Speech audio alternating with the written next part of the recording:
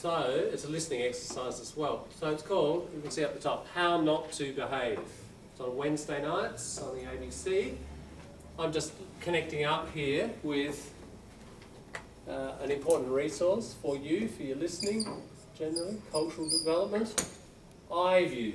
iView is the kind of stored programs on the ABC, generally stored for about 3 weeks, and then they take them off. So I might just run it, and as I run it, I'll write up words I think might be tricky for you, and we'll stop at a certain point and I'll just cover those words. And so a lot of them will be slang, probably most, but not all. All right, we'll roll it. I'll just got to get the sound right.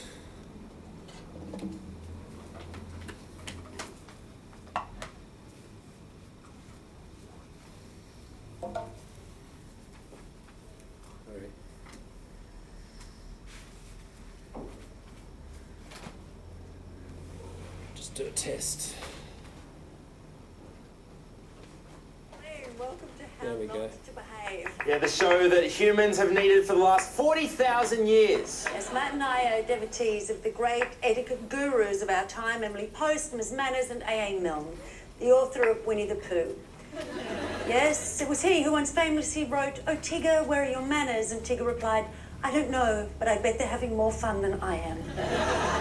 For tonight's show, we're leaving the comfort of our second-hand futons to talk public spaces. Whether you're on the bus or in a lift or waiting in line at the shops, your personal space is constantly, like a Steven Seagal movie, under siege. Ooh, excellent reference. And not only is yours... It's so modern, isn't it? Yeah, what is that? Like from before you were born? Okay. So your personal space is under siege, but you are perhaps unwittingly assaulting someone else's personal space as well, which can make people angry, depressed, even violent, and blah, blah, blah, perhaps lead to the extinction of the human race. Let's start with queuing. Now, according to one survey in the UK, we spend 6 months of our lives in queues. Add another 3 if you like slamming schooners at music festivals. Yeah. Okay. Add another 7 if you're a woman in a toilet queue. So how should we handle these human centipedes of frustration? Take a look. A queue is a complex living organism that abides by its own set of rules. Jumping ahead of a small, fast-moving queue is of little consequence. Emma, how are you? How are you? Good. Should I get a coffee? Yeah, why not? Oh, you don't mind, do you? Go ahead. Oh, hey, Kat. A supermarket queue, however, is a different species, and the same rules do not apply. Pop in? Oh, yeah, if it's all right. Awesome, thank you. When there are several queues, it may be tempting to hedge your bets by placing a proxy in each line. No, honey, stay in 13. It could pick up speed at any time. Luke, I want you out of 14. 7's gone live. Go, go, go. Evie's staying 11. Looks like he's paying cash. Resourcefulness is encouraged, but occupying more than one line at a time is frowned upon.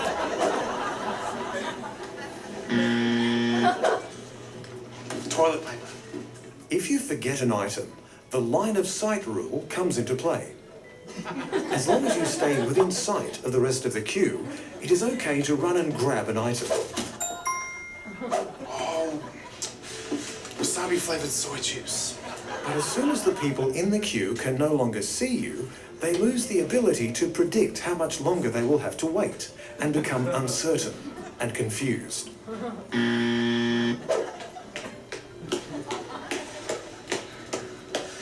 I'm allergic to soy. Don't worry about it.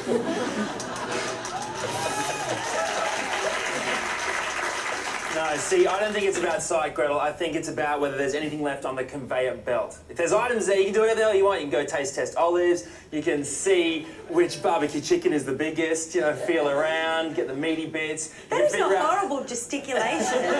When my kids were little, we lived in King's Cross and we used to go to a local supermarket and they wore rollerblades and there was a really, really long queue. So I'd just join the queue as soon as we arrived and they'd have a list and just scoot around with the rollerblade and throw them into the trolley. It's a jungle out there, Matt. We wanted to find out more about life in the fast lane, so we polled the nation on an issue that's created more controversy than child immunisation. It's the 12 items or less aisle in the supermarket. Oh, yes. So, more than half of you, 56% in fact, think 12 is just a guide. Yep. 49% of men, compared to 65% of women, just sneak extra items through the express lane like it ain't no thing. No, it's a thing. All right, it's a thing. What does that mean? Just 12 is 12. What's thing mean? What is that? You got to stick to the number. Oh, you don't stick to the number. Nobody does. How did they choose 12 items? Like, is that the tipping point? Oh, 13, oh my God, what's going to happen? Has anyone ever actually been caught? And what are the consequences? I mean, what happened? Do you go to jail? And why are there not other queues, like for the dawdlers or for the people who chat to the checkout people? Or what about those ones who are even worse, who spend all that time in the queue, then they buy everything, so you're going through all of the register, and then they go, oh, I have to pay? I need a card or money? Oh, I'll just spend 45 minutes remembering where it is. Like Matt. But that's just the supermarket, all right? Queuing at a bar is a whole different story. I got a friend, he's like, I guarantee you I'll beat the queue every time. He wriggles his way through the front. Okay, this is what you do if you ever want to beat the queue. As soon as the bartender just glances their eyes at you, you just immediately go, he was next, all right? They'll serve them first, and then immediately, boom, you're in. Would you do something like that? Is that okay? We all have the opportunity to be mean and inconsiderate of others, but many of us choose not to be. Your friend, who clearly is you, should be reprimanded. All right, so that is not okay. All right.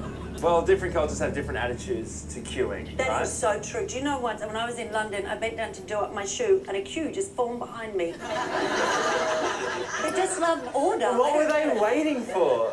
I don't know. Checking out my bum. I don't know. I saw a great queuing strategy in Thailand. Have you seen this? Where the people don't actually queue, but they take off their shoes and their shoes queue. Yeah. And then they just sit there and chillax. I learned that word from you.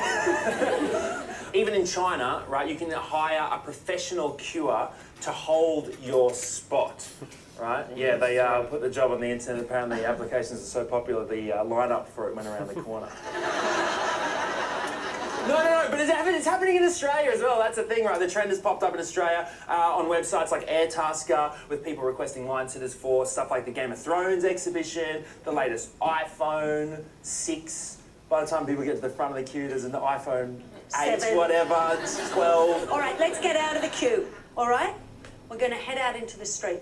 Okay, have you ever heard of the term charity muggers? Yes, I have, and I really hate it. Okay, so there's just a bit about cues. Let's have a look at some of the language. How was the... Any comment on the speech and the language? It's fast, isn't it?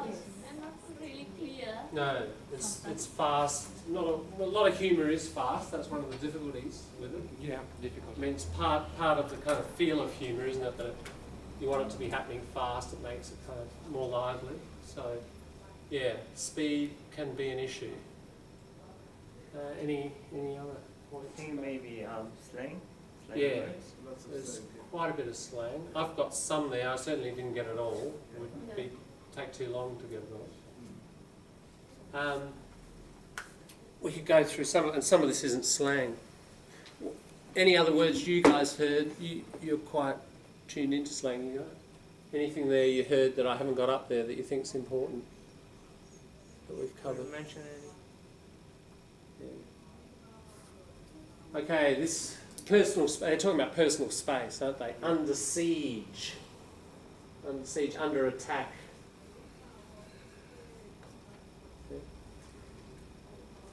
And Under attack? Under attack? under attack, yes. To be a target. Yes, to be attacked. Siege is when an enemy surrounds a town and just blocks off all the supplies. And the people inside starve or run out of water or whatever. That's siege. Yeah. So personal attack, space under attack. Do you want to pop in? That's what the woman says to her friend, isn't it? Pop in, jump in. Yeah. So pop is a pretty pop is just like take a champagne bottle, pop, you know, but it is a very general verb. Pop in also means you drop in on a friend. I just popped in on Mary last week, you know. Here, pop in, come in. Hedge your bets. I've talked about hedging already, and there it is again. Hedge your bets. That was the mother who was, you know, telling all the rest of her family to get into all the different supermarket queues, you know. And that's exactly what hedging is. It's spreading the risk, isn't it? So that they get the best and fastest one. That word, I put that up because we talk about hedging with academic writing. It's like reducing your risk. Something comes into play, something becomes active. I can't remember what they were talking about there. Comes into action. Yeah, it's like comes into action, but we don't say that. Yeah. That's not really a collocation. Comes into play, becomes active. It was like a principle, like I think it was the line of sight rule when the guy was, you know, at the checkout and then he runs off. The line of sight rule comes into play. It's applicable here. It applies. It's active. That's a whole expression. I don't know if you've heard it. It's a jungle out there. What do you think that means? It's crazy, like an animal. Yeah, it's chaos. It's like competitive. It's like lions eating monkeys. You know. It's like, Wild West. yeah, exactly. And that's another collocation. Have you heard that one? Life in the fast lane. So life in the big city, very busy. If you say, oh, you know, yeah, my friend went to New York and they're living life in the fast lane. Like, very busy, very active. This one is used a few times in this because they're talking about like slow people and fast people. Dawdle means like to wander slowly. So you don't go straight somewhere, you just kind of wander around slowly. Could you repeat the Dawdle. pronunciation? Dawdler. Dawdle. And then she said dawdler. Yeah, she did. It was the person. Just put ER.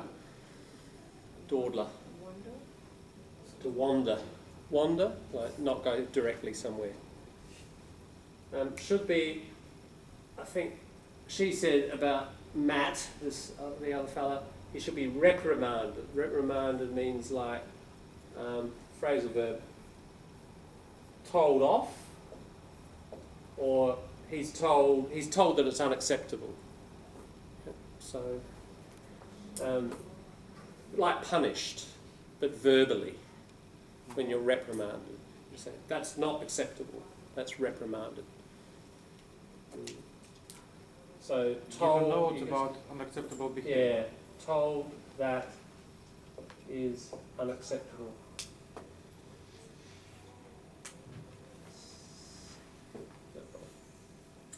Yeah. So there are a few terms there. Okay. So they've been talking about queuing. Queuing. How long have people been in Australia? You've been here long enough? You've been queuing? Is 3.5 Buses, years enough? supermarkets. Huh? 3.5 years enough? That's enough? That's Yeah, enough? I've been I here reckon. like that. Probably a week's enough and you get in the queue, don't you? You've probably had experience of queues. I use self-service a lot. Eh? Self-service. And cause and Woolworths. Oh yeah, and self-service. Sounds about the same service. Yeah, well that can reduce queuing, yeah. Yeah. But is there a difference? I just thought this was an interesting, possibly interesting program because it opens up a good cross-cultural discussion. You know, queues in your native country. How strong is the principle of queuing, and what are the rules? The sort of unspoken, as we say, unwritten rules. What are the? That's what culture's about, isn't it? Just unwritten rules. What are the unwritten rules of queuing?